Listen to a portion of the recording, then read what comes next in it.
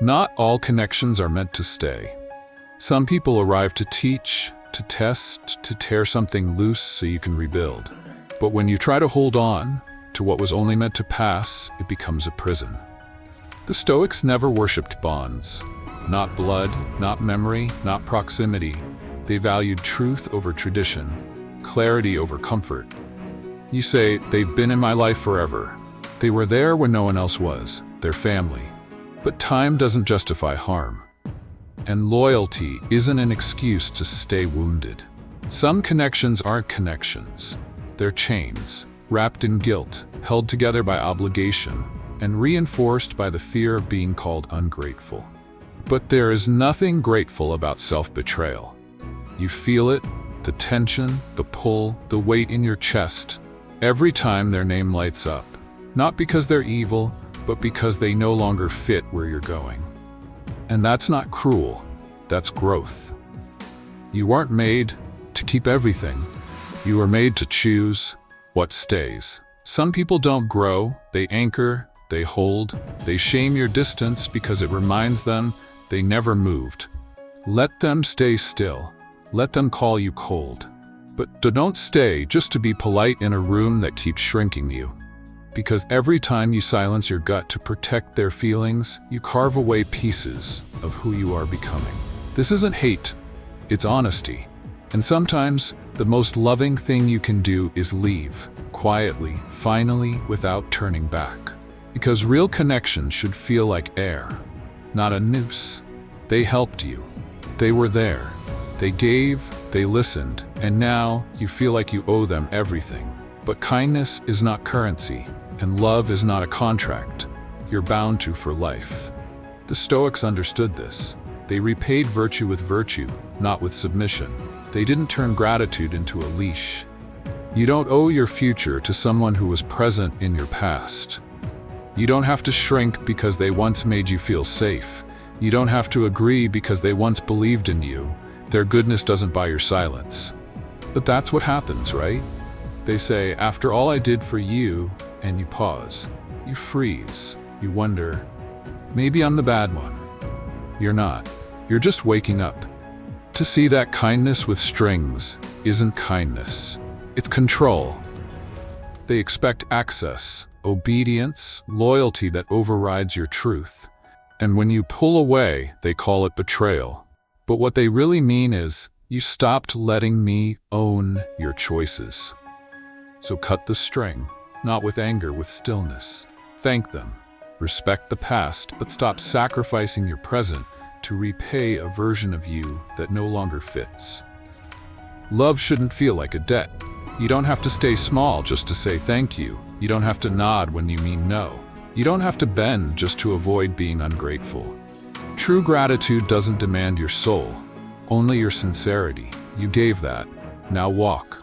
Because kindness with conditions is manipulation in disguise. And the moment you see it, you're free. You're tired, but it's not your body, it's not your mind, it's your access. Too many people pulling at pieces of you you were never meant to give. You answer fast, you show up, you soften your no, you explain too much. You carry weight that was never yours. And when it breaks you, they ask, what happened?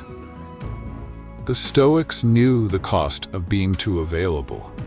They were selective, because energy is not infinite, and attention is not free.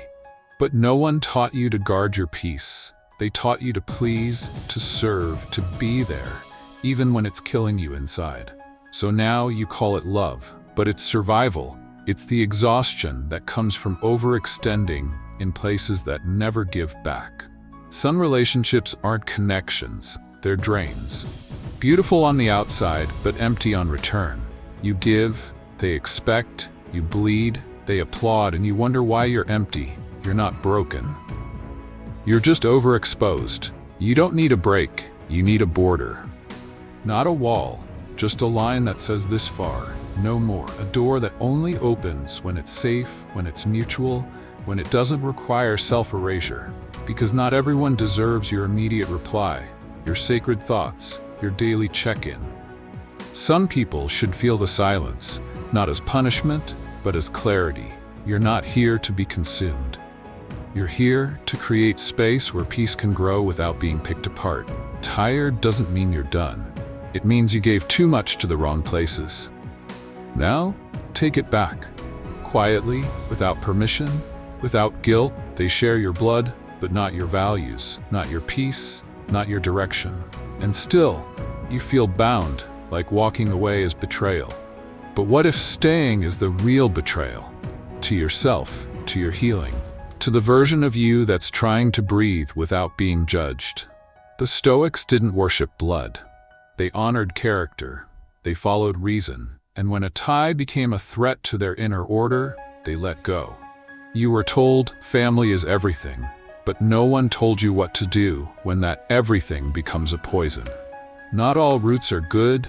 Some rot, some choke, some grow inward until they pierce the thing they were meant to support.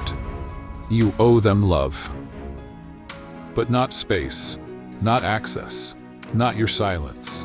When they cross the line over and over again, you don't have to explain why you pulled back.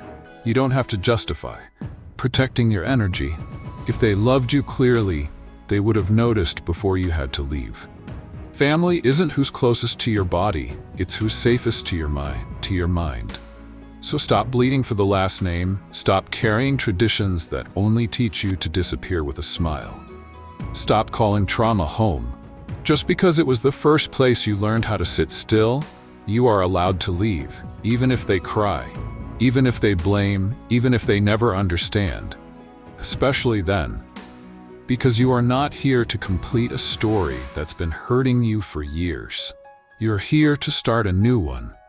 And sometimes that means cutting ties with the very people who taught you to stay tied.